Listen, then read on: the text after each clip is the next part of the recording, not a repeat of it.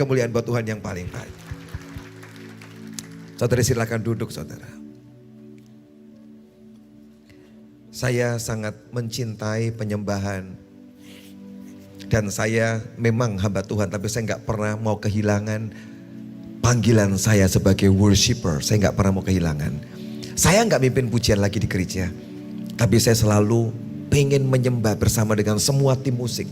Setiap minggu bilang Tuhan, buat aku seperti Daud Tuhan. Yang mempunyai pujian yang selalu menyenangkan hatimu.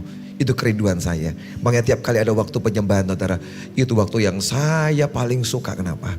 Saya masuk bersama dengan Tuhan dan alami semua yang luar biasa. Amin. Saya berdoa biasakan di gereja saudara. Ada penyembahan yang sangat luar biasa sampai hadirat Tuhan kuat. Dan itulah membuat pendeta khotbahnya gampang. Sebab di mana ada hadirat Tuhan, sebenarnya kekuatanmu kecil, kekuatan Tuhan yang besar yang sedang kerja. Amin. Setiap kali Tuhan hadir, kita tidak mengeluarkan banyak kekuatan dan effort. Tetapi kekuatannya yang bekerja. Sebab pendeta kemampuannya gak seberapa kok. Pendeta gak bisa mengubah orang.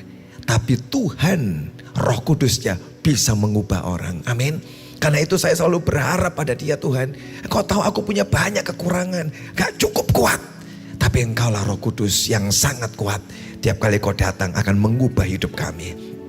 Kita buka Matius 11 ayat yang kedua sampai ayat yang ke-11.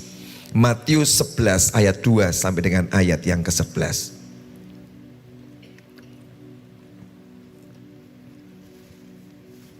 Di dalam penjara Yohanes mendengar tentang pekerjaan Kristus. Lalu menyuruh murid-muridnya bertanya kepadanya, engkaukah yang akan datang itu atau haruskah kami menantikan orang lain? Yesus menjawab mereka, pergilah dan katakanlah kepada Yohanes apa yang kamu dengar dan kamu lihat. Orang buta melihat, orang lumpuh berjalan, orang kusta menjadi tahir, orang tuli mendengar, orang mati dibangkitkan, dan kepada orang miskin diberitakan kabar baik. Dan berbahagialah orang yang tidak menjadi kecewa dan menolak aku. Setelah murid-murid Yohanes pergi, mulailah Yesus berbicara kepada orang banyak tentang Yohanes. Untuk apakah kamu pergi ke padang gurun, melihat buluh yang digoyangkan angin kian kemari? Atau untuk apakah kamu pergi melihat orang yang berpakaian halus? Orang yang berpakaian halus itu tempatnya di istana raja. Jadi untuk apakah kamu pergi melihat nabi? Benar. Dan aku berkata kepadamu, bahkan lebih daripada nabi. Karena tentang dia ada tertulis, lihat, aku menyuruh utusanku mendahului engkau. Ia akan mempersiapkan jalanmu di hadapanmu. Aku berkata kepadamu, sesungguhnya di antara mereka yang dilahirkan oleh perempuan, tidak pernah tampil seorang yang lebih besar daripada Yohanes Pembaptis. Namun yang terkecil dalam kerajaan surga lebih besar daripadanya. Hari ini pagi kita di sharing bagus. Bahwa bukan orang yang berseru Tuhan-Tuhan, yang melakukan mujizat, bernubuat, mengusir setan. Itu orang yang terutama. Bahkan bisa terjadi mereka yang paling akhir. Bahkan yang ketika mengetuk pintu itu tidak dibuka oleh Tuhan. Ini satu cerita lagi saudara. Hari ini tentang Yohanes Pembaptis. Hari itu Yohanes Pembaptis yang hebat, yang luar biasa.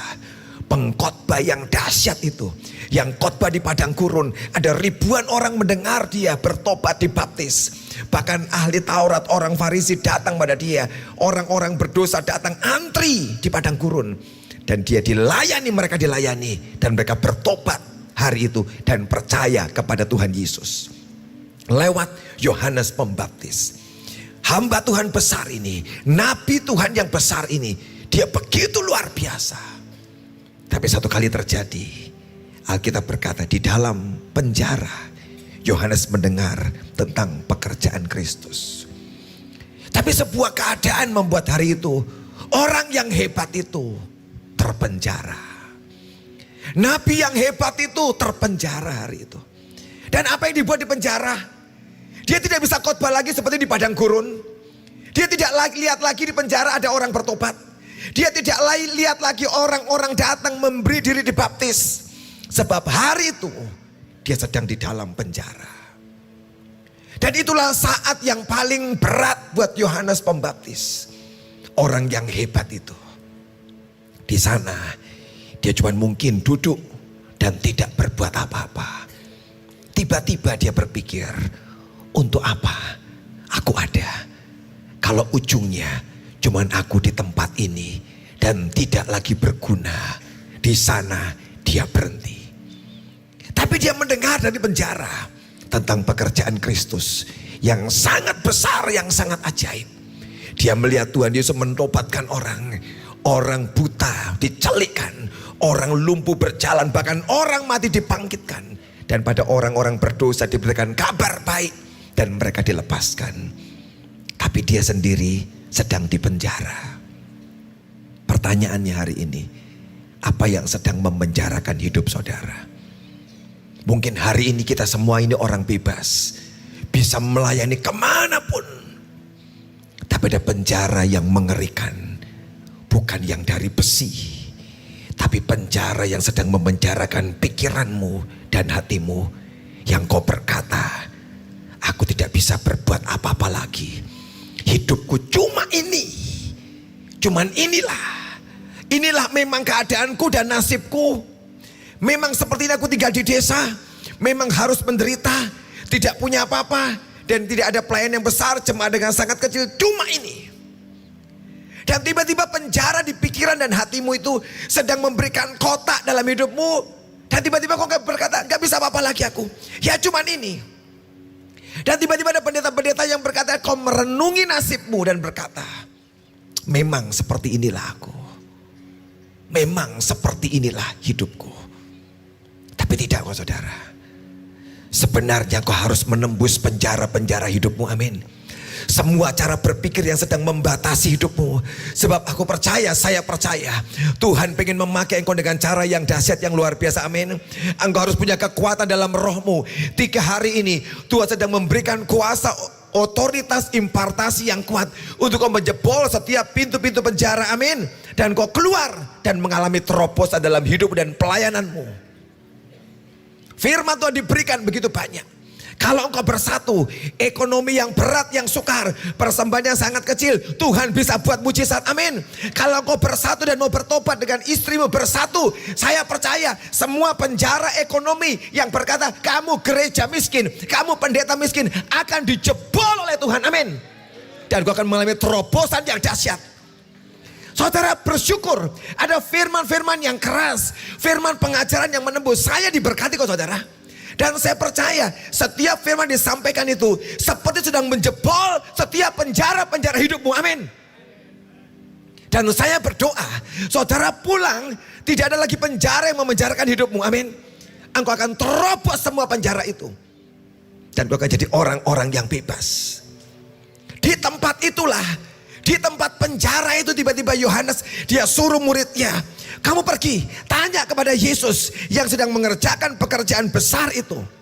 Tanya pada dia, apakah engkau Mesias atau bukan? Saudara, di tengah kondisi yang berat itu, tiba-tiba Yohanes, orang yang disebut menyiapkan jalan bagi Tuhan, hatinya goyang saudara. Hamba-hamba Tuhan, bisa enggak hati kita goyang? Bisa enggak? Bisa enggak iman kita ini goyang? Bisa saudara.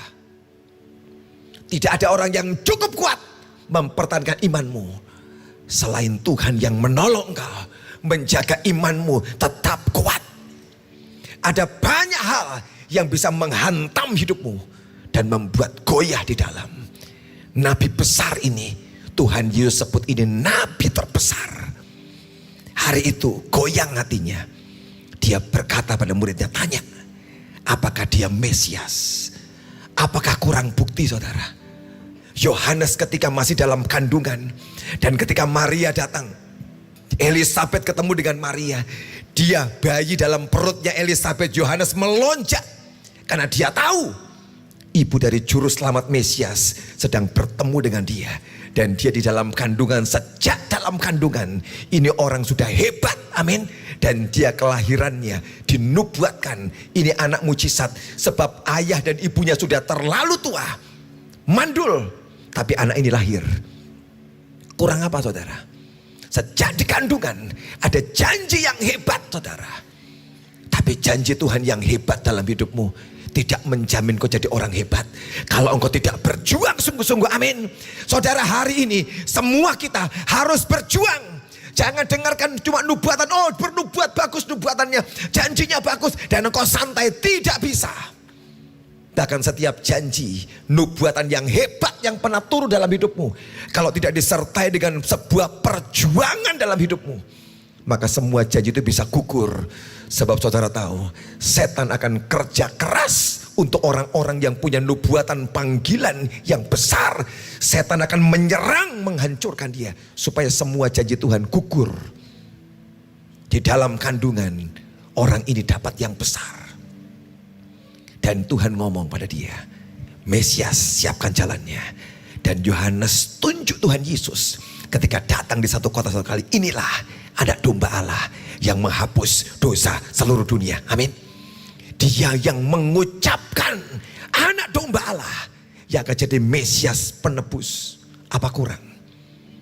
Dan Yesus datang di sungai Yordan, memberi diri dibaptis. Yohanes berkata, aku tidak layak baptis kamu. Tuhan Yesus berkata, untuk menggenapkan firman, aku harus dibaptis. Dan Yohanes baptis Tuhan Yesus. Dan apa yang dia lihat? Roh Kudus seperti burung merpati turun ke atas Tuhan Yesus. Dan langit terbuka. Ada suara berkata, inilah anakku yang kukasihi, kepadanya lah aku berkenan. Saya mau tanya, kurang apa? Kurang apa, saudara? Tuhan sudah buktikan semua ini Mesias. Dia tanya, engkaukah yang akan datang itu? Atau haruskah kami menantikan orang lain? Kenapa? Ada yang goncang di dalam hati Yohanes. Di dalam hati Yohanes. Ketika murid-murid Yohanes tanya pada Yesus, Tuhan menjawab dia, ayat 4. Pergi, katakan pada Yohanes, kamu lihat orang buta, apa kurang? Buta dicelikkan, mati dibangkitkan, orang timpang disembuhkan, apa kurang? Pergi kasih tahu dia bahwa akulah sang Mesias itu. Ayat 6. Dan berbahagialah orang yang tidak menjadi kecewa dan menolak aku. Garis bawahi ayat 6. Berbahagialah orang yang tidak menjadi kecewa dan menolak aku. Ini ucapan Tuhan Yesus jadi warning, peringatan buat semua kita. Sebab kita bisa dikecewakan. Dan tiba-tiba engkau tolak Tuhan Yesus. Sebab engkau alami kekecewaan. Pak Victor, pernah kecewa enggak? Pernah. Saya masih manusia. Pak Victor, pernah ngalami down hatinya? Pernah. Satu kali, saya enggak punya rumah, saudara. Waktu itu, saya kontrak rumah. Dan hari itu kontrakan rumah saya habis. Kontrakan rumah saya habis. Dan saya diajar, kalau ada persoalan apapun, tutup mulut. Gak usah ngomong sama orang-orang, tutup mulut. Sampai hari ini, saya pegang pelajaran itu. Apapun yang saya hadapi, saya tutup mulut. Tidak pernah ngomong. Kontrakan rumah saya habis, saudara. Dan hari itu tinggal 2-3 bulan. Dan Tuhan, gak ada uang. Kalau aku disuruh keluar dari rumah ini, aku malu loh Tuhan. Dan saya bergumul. Di tengah pergumulan yang berat itu, saudara, selalu ada saja bisikan-bisikan setan yang datang, saudara. Dan ada orang datang sama saya berkata gini, pendeta, gerejamu besar sekali kan? Oh, besar gerejanya, saudara. Yang Pak Hengki cerita, 11.000 tempat duduknya, besar banget. Dan dia berkata, gereja besar, hamba Tuhan yang gak dikasih rumah. Apa itu?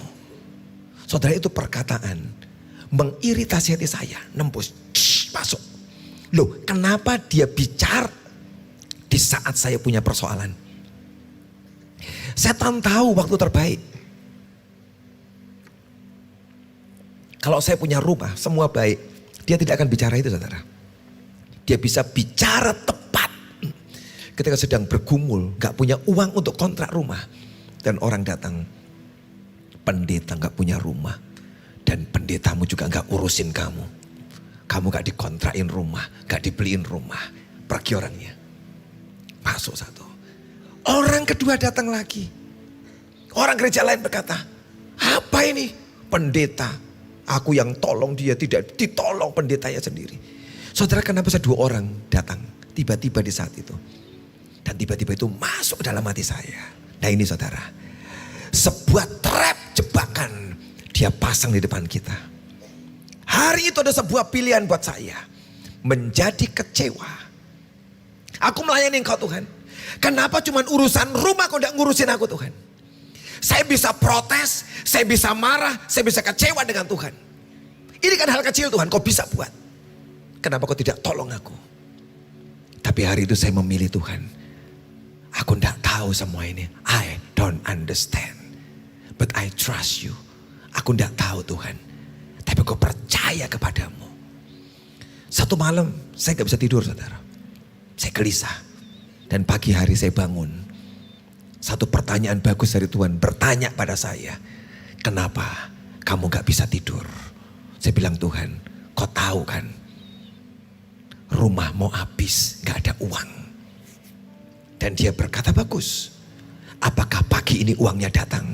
Saya bilang enggak Tuhan. Kalau uangnya tidak datang, kenapa kamu takut? Kenapa kamu khawatir? Kenapa kamu gelisah? Oh iya betul. Saya sepanjang malam gak bisa tidur. Uang tidak datang pada pagi hari kok.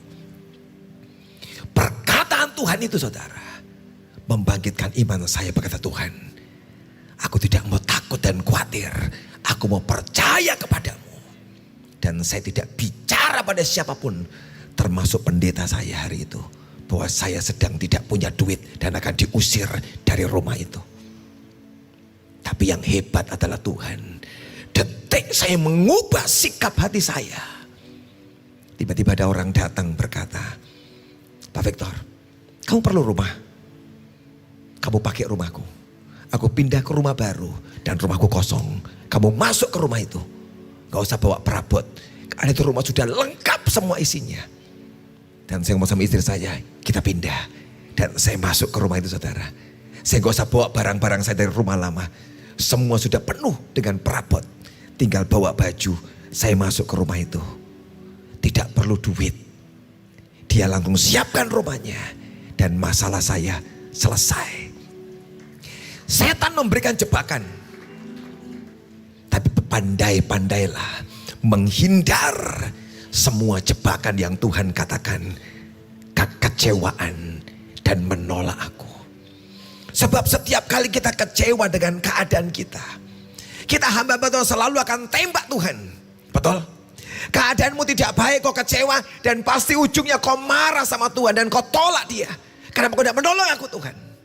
Kayak Yohanes. Keadaan itu membuat dia kecewa. Dan dia menolak Tuhan. Kecewa. Saudara, apa itu kata kecewa dan menolak? Bagus saudara. Artinya perangkap. Artinya perangkap. Ini kata artinya perangkap. Jadi setiap kali engkau sedang kecewa, ada sebuah perangkap yang setan sedang buka dalam hidup saudara. Supaya engkau masuk dalam perangkapnya. Dan hari itu engkau kalah dan engkau gagal. Dan Tuhan ngomong di sini. Setelah murid-murid Yohanes pergi, mulailah Yesus berbicara pada orang banyak tentang Yohanes. Untuk apa kamu pergi ke padang gurun?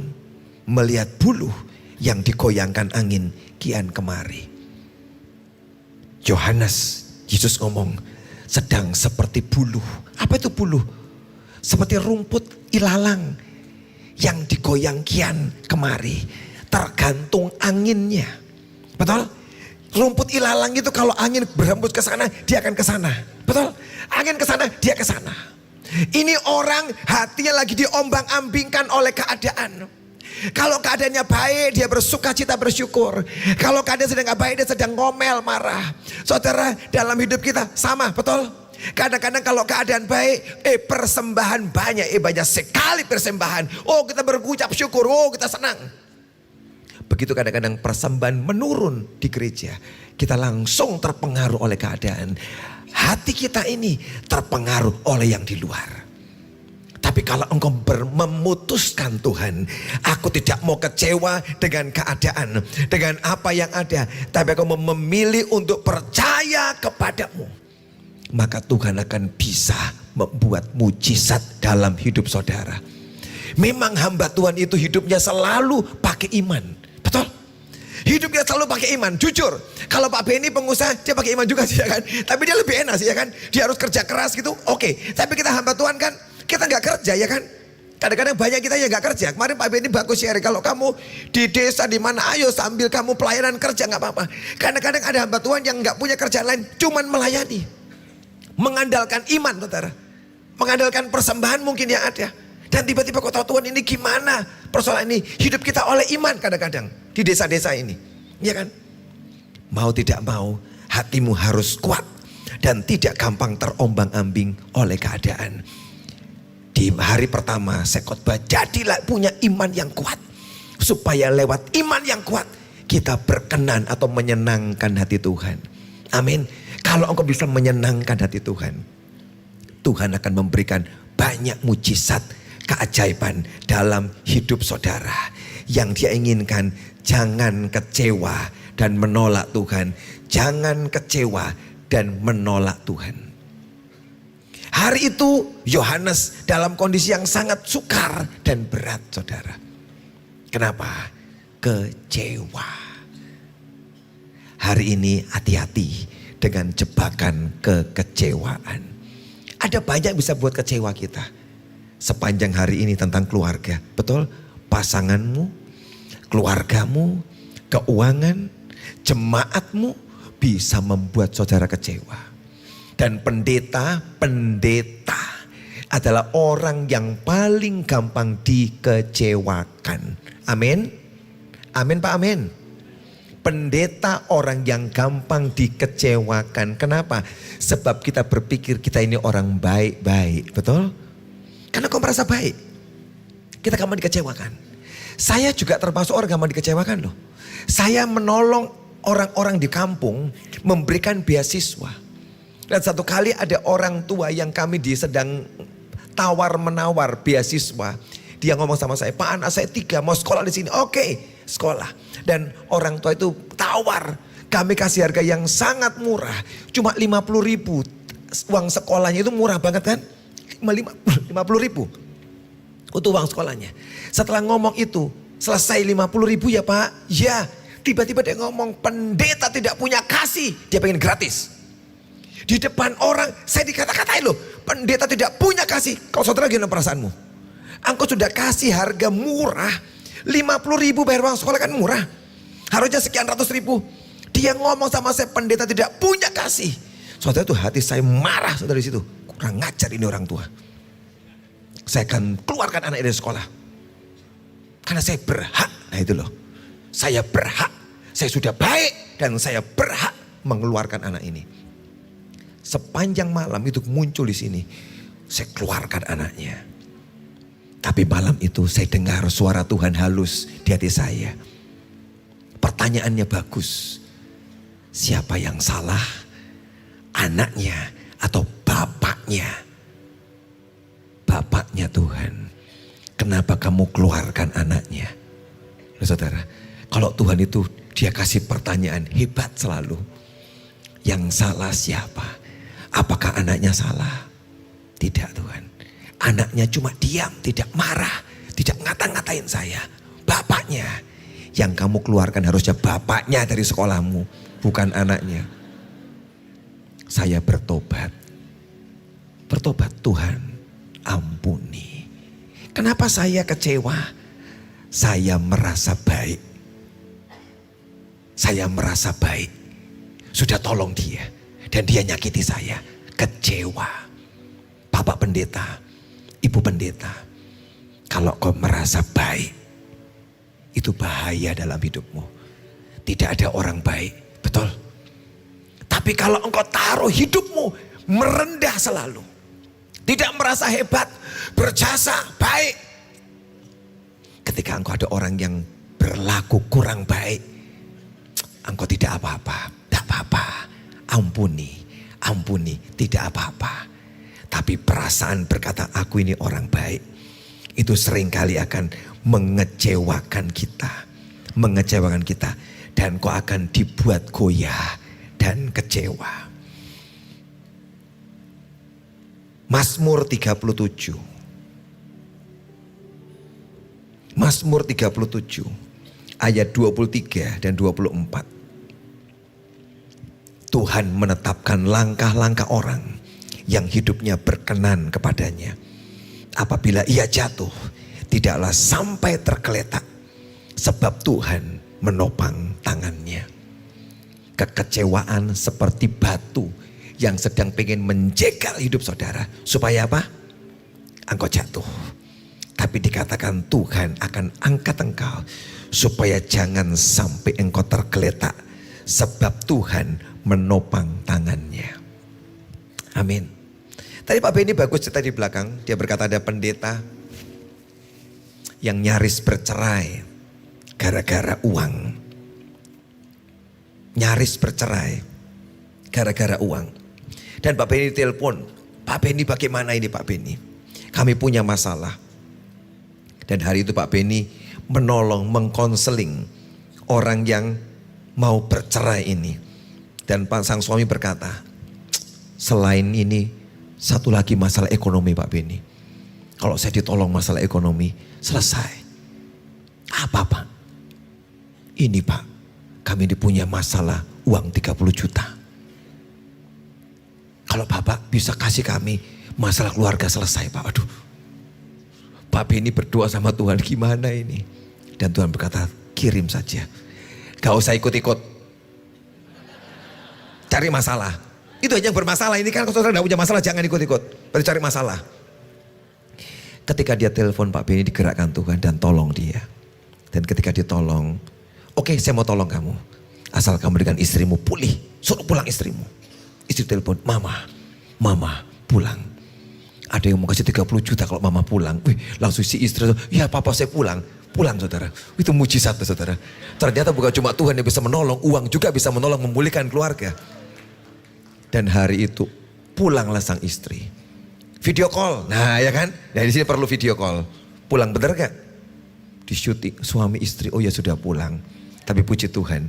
Dengan pertolongan jalan Tuhan itu. Keluarga itu gak jadi cerai saudara.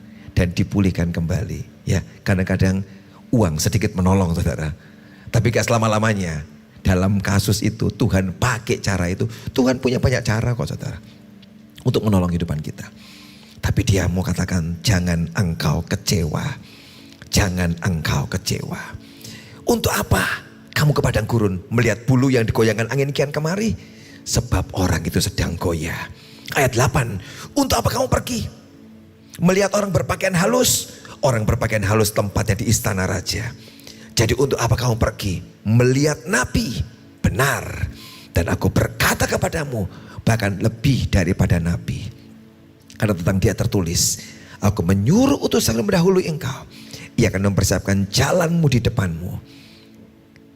Aku berkata kepadamu, ayat 11 perhatikan. Sesungguhnya di antara mereka yang dilahirkan oleh perempuan, tidak pernah tampil seorang yang lebih besar daripada Yohanes Pembaptis. Namun yang terkecil dalam kerajaan surga, lebih besar daripadanya. Ini warning lagi.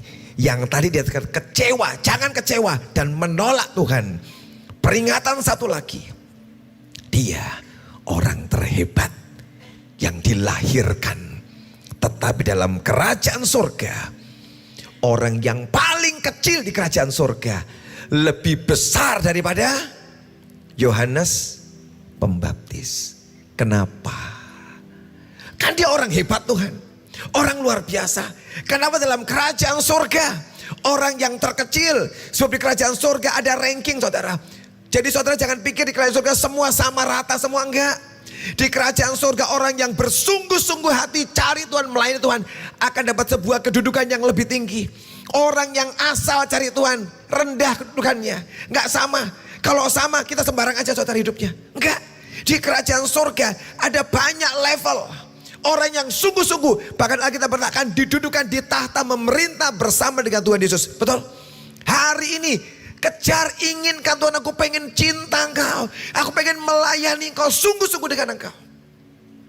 Dan dikatakan yang paling rendah. Tapi Yohanes lebih rendah dari itu. Kenapa saudara? Kecewa. Menolak Tuhan. Dan sesungguhnya saudara, Yohanes Pembaptis nyaris gagal. Saya baca cerita saya tuh ngeri loh saudara, ngeri. Bagaimana mungkin Tuhan, seorang nabi yang hebat, seorang yang menyiapkan jalan bagi Tuhan, bisa hampir saja gagal saudara. Karena hampir gagal loh dia. Karena dia kecewa dan menolak Yesus loh. Begitu dia kecewa menolak Tuhan Yesus, dia gagal. Betul? Sebab orang yang terima Tuhan Yesus itu yang selamat saudara. Tapi kalau dia menolak, dia akan gagal. Tidak bisa masuk saudara. Makanya dia akhirnya masuk tapi tempat yang paling kecil. Hampir gagal. Orang yang menyiapkan jalan bagi kedatangan Tuhan. Firman hari ini berkata, prepare. Dari pagi pagi ngomong, siapkan jalan bagi Tuhan. Betul? Siapkan jemaatmu untuk menyambut Tuhan. Betul? Jadi saudara adalah orang-orang yang hari-hari ini sedang disiapkan untuk menyiapkan jalan bagi umat Tuhan untuk bertemu dengan Tuhan Yesus. Amin. Saudaralah orangnya yang diberikan firman, diurapi Tuhan, menyiapkan. Tapi jangan sampai saudara, kita ini orang-orang yang diurapi, yang dipakai Tuhan, nanti kita nyaris gagal. Karena dalam pelayananmu engkau kecewa dan kau menolak Tuhan. Ngapain aku jadi pendeta, menderita, susah dan kecewa dan kau menolak dia saudara. Jangan sampai kita jadi seperti ini. Itu yang menyebabkan Yohanes Pembaptis nyaris. Tapi endingnya dia selamat masuk surga. Kenapa saudara? Tuhan baik. Di akhir hidupnya di penjara itu saudara. Satu kali Herodias ngomong sama suaminya Herodes. Aku minta kepala Yohanes. Anaknya Herodias. Datang ke ibunya, ibu minta kepala Yohanes. Dalam pesta itu Yohanes dipenggal. Dan dia mati. Mati sebagai apa? Martir. Mati sebagai martir. Orang yang mati sebagai martir itu adalah sebuah ranking kematian yang sangat tinggi. Mati karena Tuhan. Betul? Betul, dia sedikit kecewa. Tanya, mempertanyakan. Tapi kematiannya sebagai martir itu kematian yang sangat luar biasa. Sebab dia mati bagi Tuhan. Itu yang membuat orang ini akhirnya selamat saudara. Amin. Tuhan tetap punya cara menolong orang ini. Dan orang ini selamat. Karena itu warning buat kita semua. Orang-orang yang sedang menyiapkan jalan bagi kedatangan Tuhan. Yang kedua kali. Perhatikan hatimu. Jangan sampai engkau menjadi kecewa. Dan engkau menolak dia. Jangan sampai engkau kecewa. Dan engkau menolak dia. Ada kisah di Alkitab tentang Samuel yang disuruh datang saudara ke rumah Isai. Urapi anak-anak Isai. Aku pengen jadikan mereka raja. Jadikan mereka anak-anak raja. Hari itu Samuel berkata, oh ini orangnya. Yang hebat-hebat, yang besar-besar. Enggak. Tuhan berkata masih ada satu. Bukan yang ini. Samuel salah. Alkitab berkata sebab aku menolak mereka. Dan Tuhan pilih satu orang yang bernama Daud. Yang kecil itu. Jangan sampai kita ini ditolak. Sebab kita kecewa kepada Tuhan. Amin. Itulah terus yang Tuhan omongin. Hati-hati. Hati-hati. Peringatan, peringatan, peringatan. Jangan sampai ada orang yang kecewa dengan Tuhan. Kita hamba-hamba Tuhan. Kita akan terus dalam hidup kita mengalami banyak pengalaman. Tapi kalau engkau ini mau percaya pada Tuhan. Dia akan bisa membuat banyak mujizat keajaiban dalam hidup saudara. Amin. Saya mau bersaksi saudara. Minggu lalu saya dapat mujizat luar biasa dari Tuhan. ketika sedang melewati proses Tuhan tidak enak saudara. Karena saya ini sekian waktu lalu, 2 tahun lalu disuruh Tuhan beli rumah. Disuruh Tuhan beli rumah. Kalau saudara disuruh Tuhan beli rumah seneng enggak? Oh seneng. Saya sudah punya rumah saudara. Rumah saya kecil, 100 meter besarnya. Enggak besar rumahnya, 100 meter. Bu Debi itu penasaran sama rumah saya. Yang 100 meter. Dia berkali-kali ngomong sama saya, Pak Victor, aku mau ke rumahmu. Saya bilang no. Kenapa saya bilang tidak? Saya tuh malu saudara. Rumah saya kecil, sederhana saudara. Saya malu. Dia berkali-kali tanya, Pak Victor, ke rumahmu yuk. Saya bilang enggak usah bu, jauh, saya rahasiakan. Bukan karena saya gak mau saudara. Jujur, saya tuh malu. Rumahnya kecil, sederhana, sedikit jelek lagi. Tapi saya bersyukur dengan rumah itu saudara. Sebab Tuhan yang kasih rumah itu buat saya sekian tahun yang lalu. Bersyukur. Dan satu kali Tuhan berkata, beli rumah lagi yang baru. Saya bilang tidak Tuhan. Kenapa saya bilang tidak?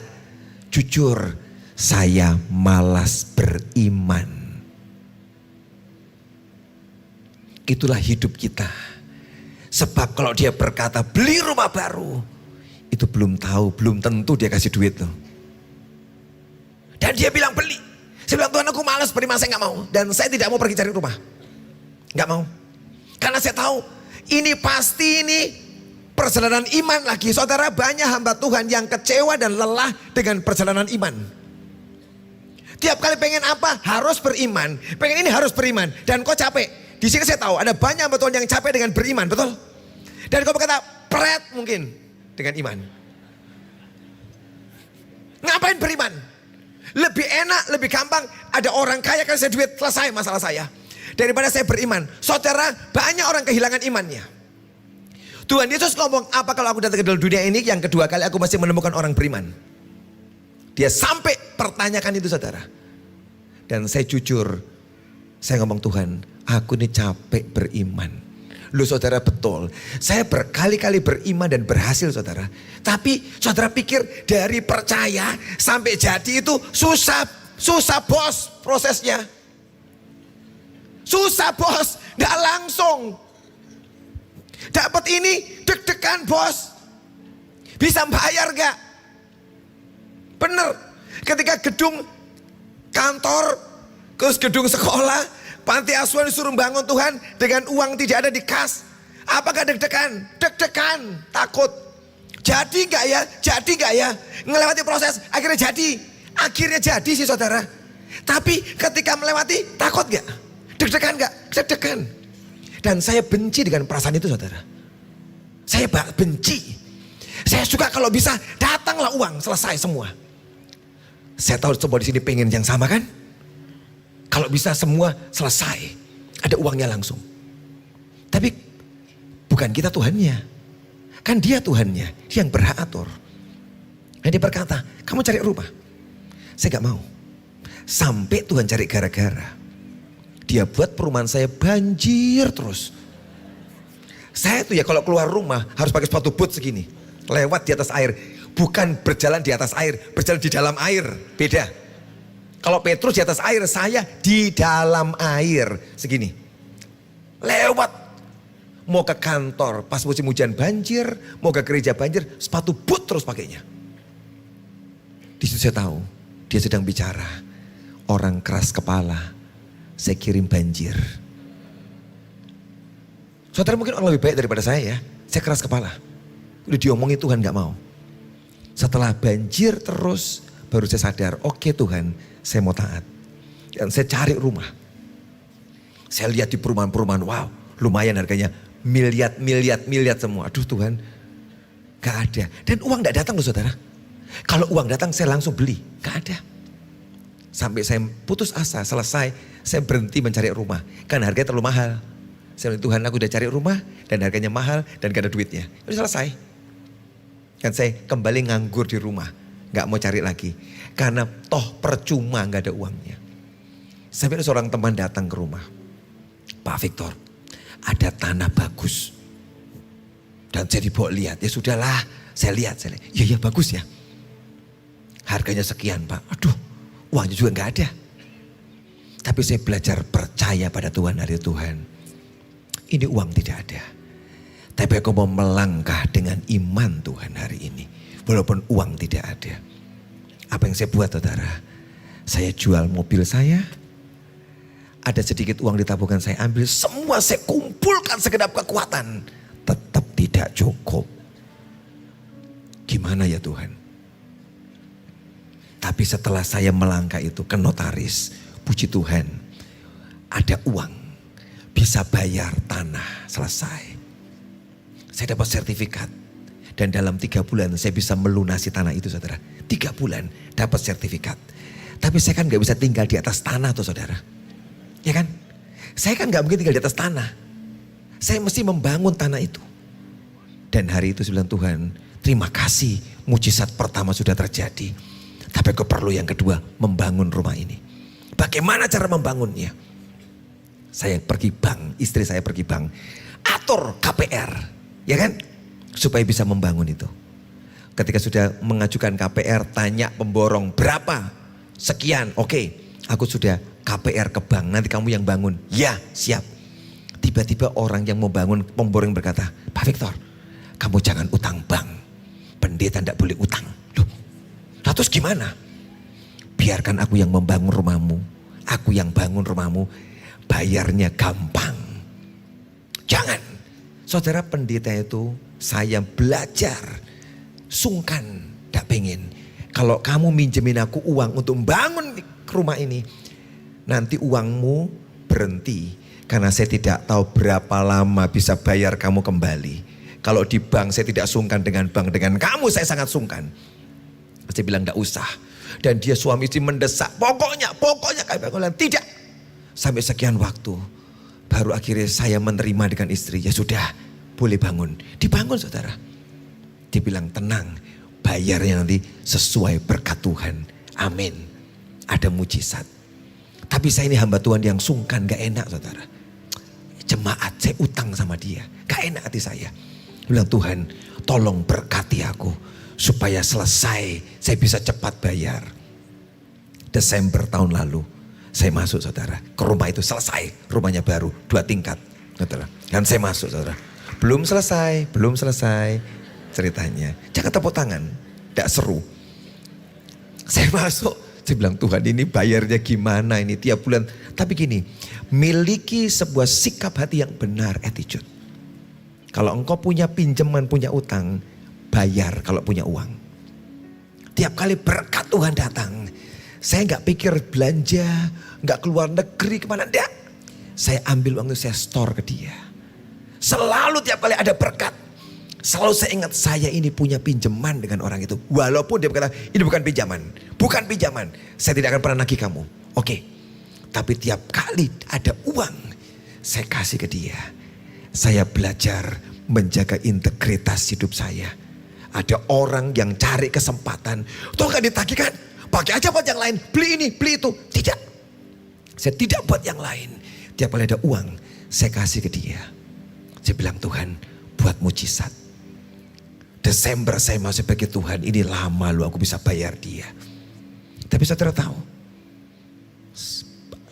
minggu lalu saudara, tiba-tiba ada mujizat terjadi. Saya minggu lalu khotbah, 2 minggu lalu khotbah di gereja. Saya berkata ada pintu yang terbuka buat kita dan gereja ini. Saya khotbah firman Tuhan dari Yesaya 60 ayat 11. Ada pintu yang terbuka, saya khotbah ayat itu. Dan ayat yang sama saya khotbah diri saya. Ada pintu terbuka. Bu Devi ngomong bagus. Khotbahkan yang engkau hidupi. Dan hidupi yang engkau khotbahkan.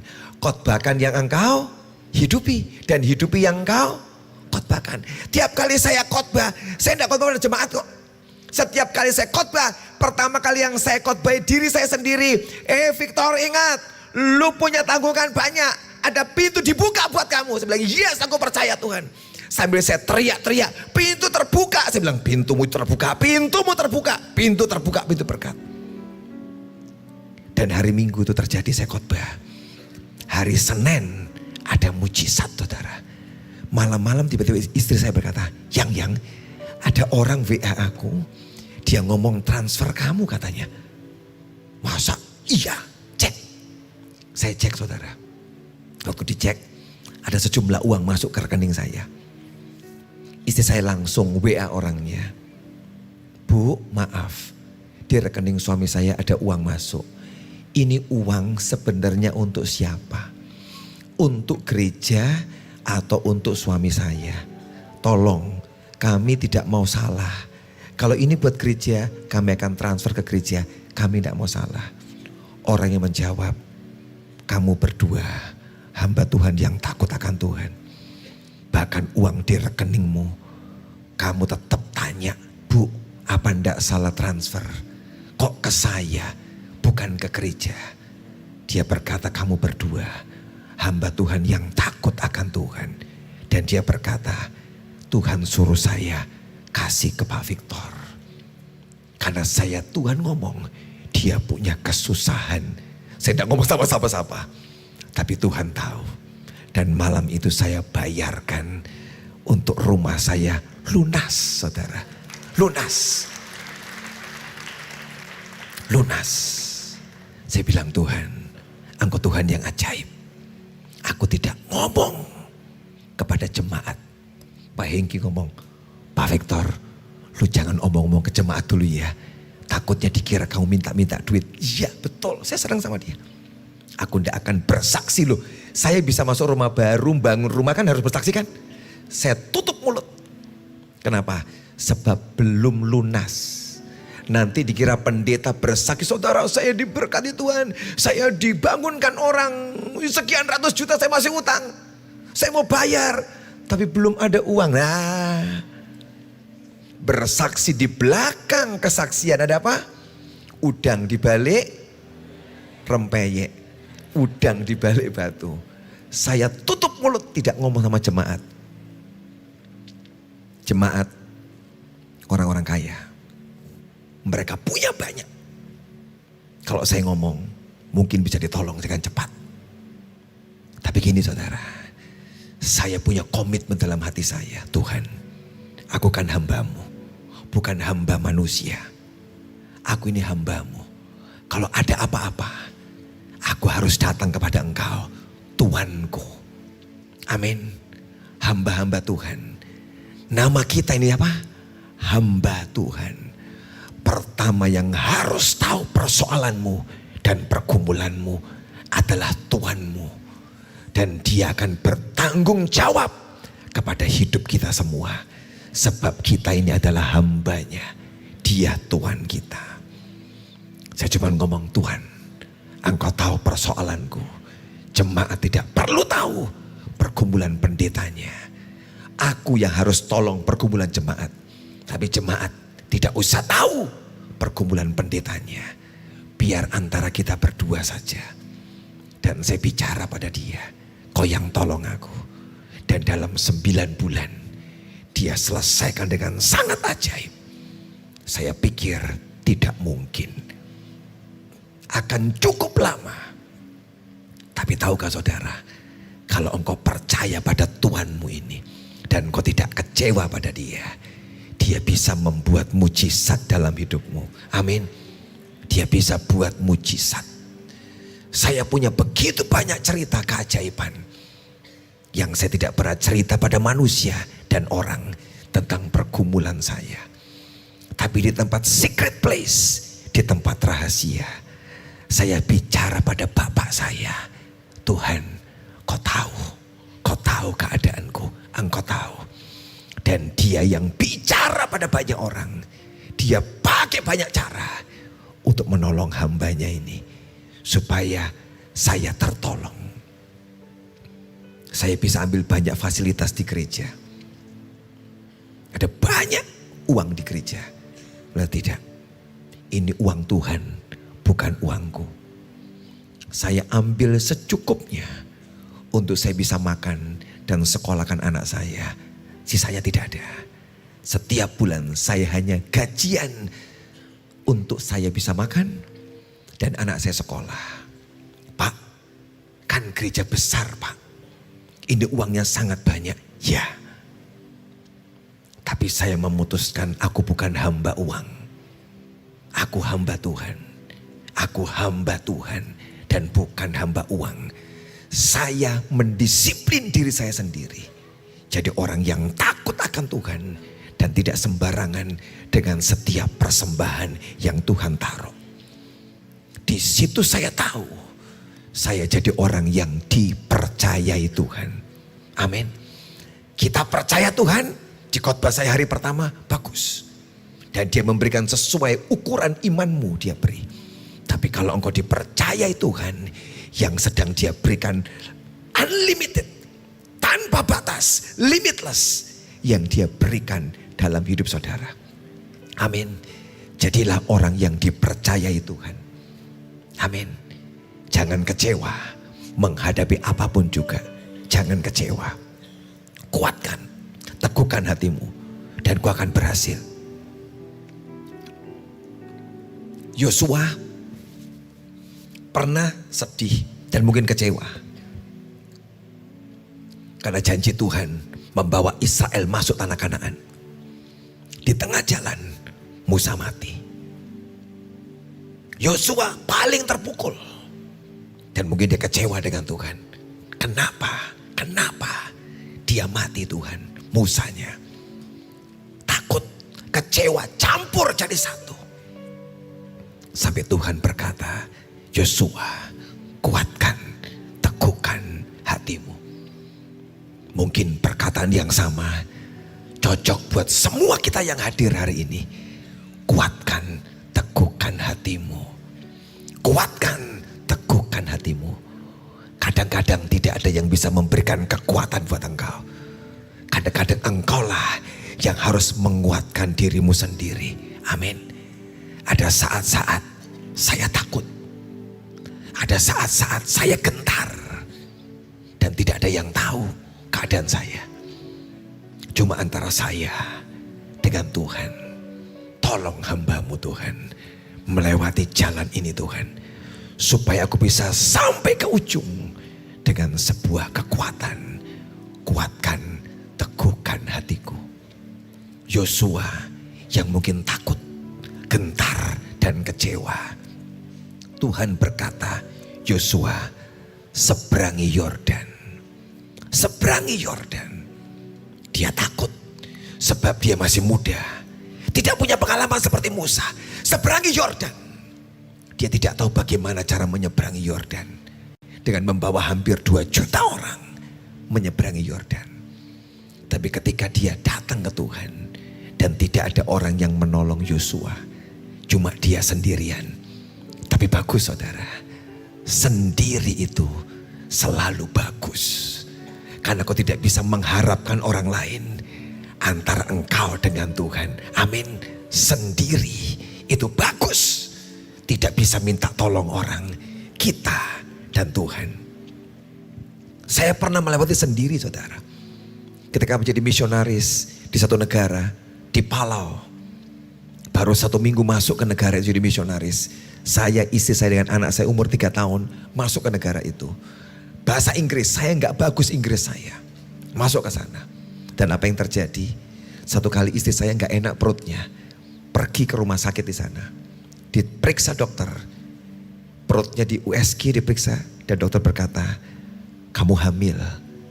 Dan ada cairan di sekitar kandunganmu. Dan bayi itu bukan di kandungan, di luar kandungan, di salurannya. Dan dokter berkata, sewaktu-waktu pecah dan kamu akan mati. Saudara, saya di luar negeri jadi misionaris. Datang untuk melayani Tuhan loh. Kenapa terjadi di luar negeri? Kalau di Indonesia, saya punya banyak teman dan jemaat yang bisa tolong saya. Tapi hari itu, tidak ada yang bisa tolong saya. Saya jauh di luar negeri. Dan dokter berkata, sewaktu-waktu bisa pecah dan kamu mati. Mau ngapain saudara? Hari itu saya takut. Ini saya tiba-tiba telepon, kamu cepat ke rumah sakit. Dokter berkata jangan pulang. Saya berkata, dok boleh enggak saya pulang ke Indonesia. Dibilang kamu terbang di pesawat, pecah, mati di pesawat. Gak ada pilihan saudara. Dan hari itu juga dioperasi saudara. Kacau, baru seminggu datang ke negara orang.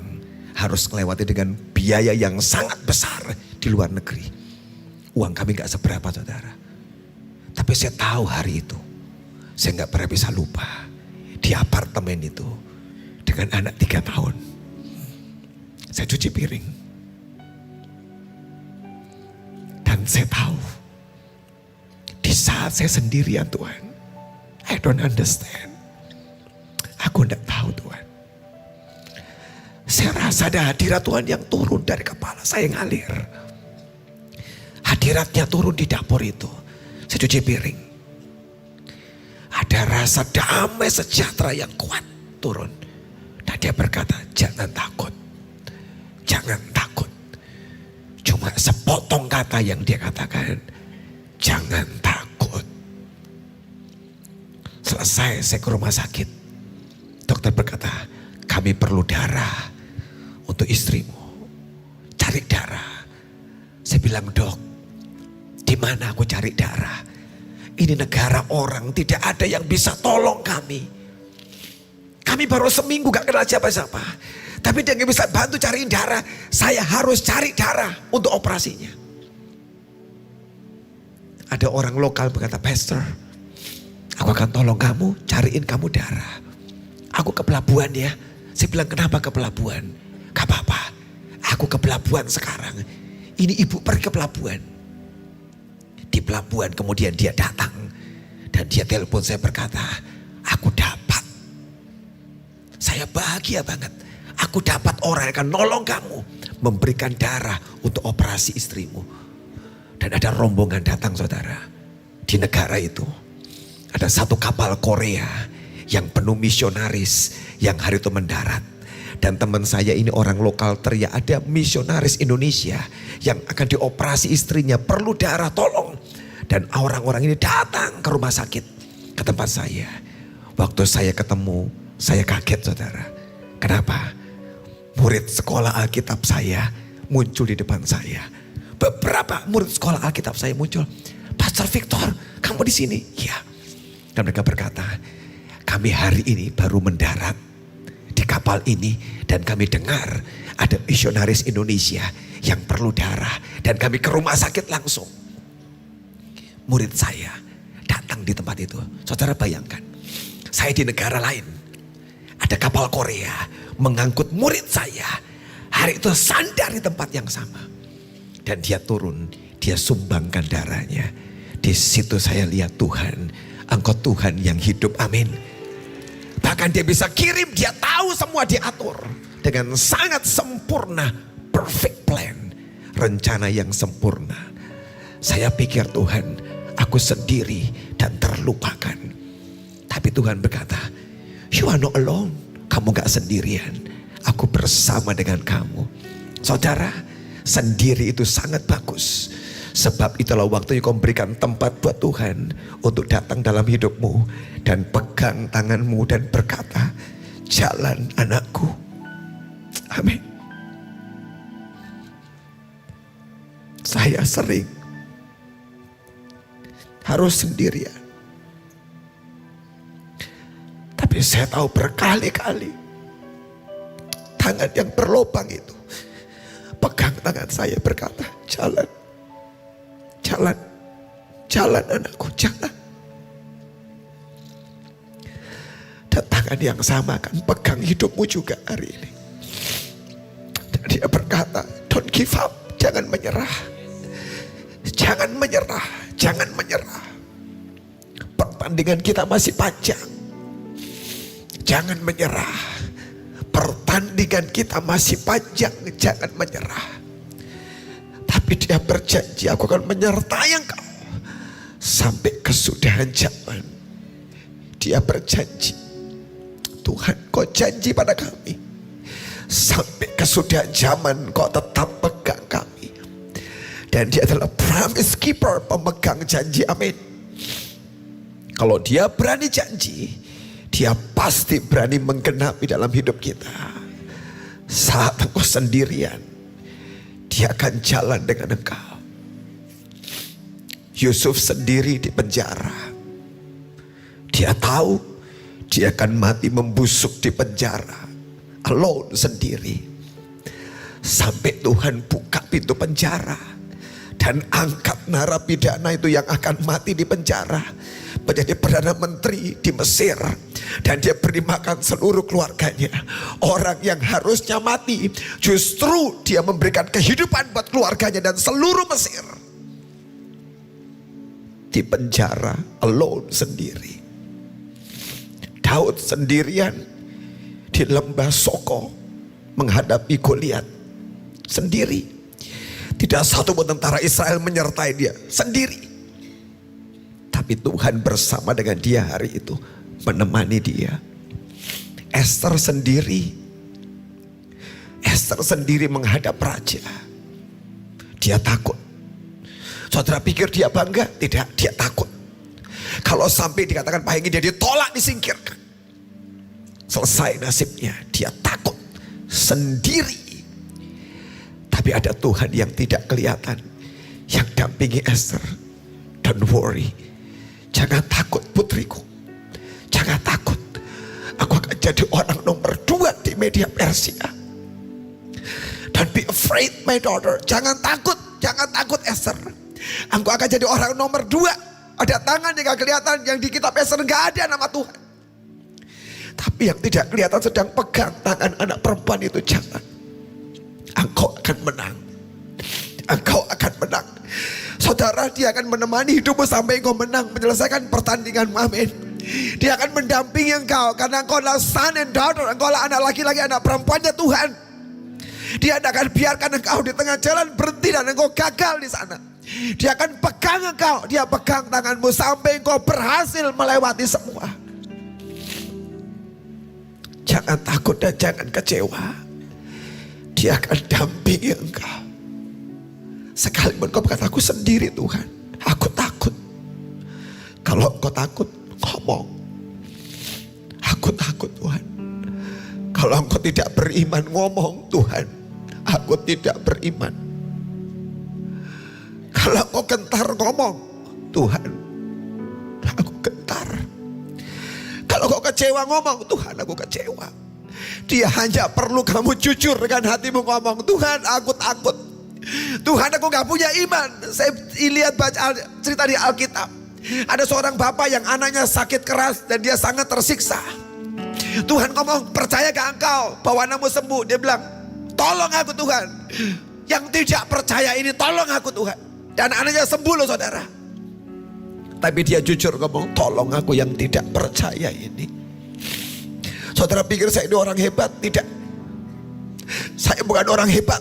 Saya sering kali ngomong, Tuhan tolong aku yang tidak percaya ini. Tolong aku Tuhan yang tidak percaya ini. Tolong aku Tuhan. Dan setiap kali saya jujur bicara hati saya pada dia, sekali lagi dia datang dan dia pegang tangan saya. Mari kita berjalan lagi. Dia hanya perlu kejujuranmu, bicara dari hatimu. Kapan kau terakhir kali bicara pada dia? Kapan kau bicara terakhir kali pada dia? Dan kau berani jujur dengan hatimu. Tuhan, aku kecewa. Bicara. Gak apa-apa saudara. Dia bisa mengerti. Aku takut. Dia bisa mengerti. Amin.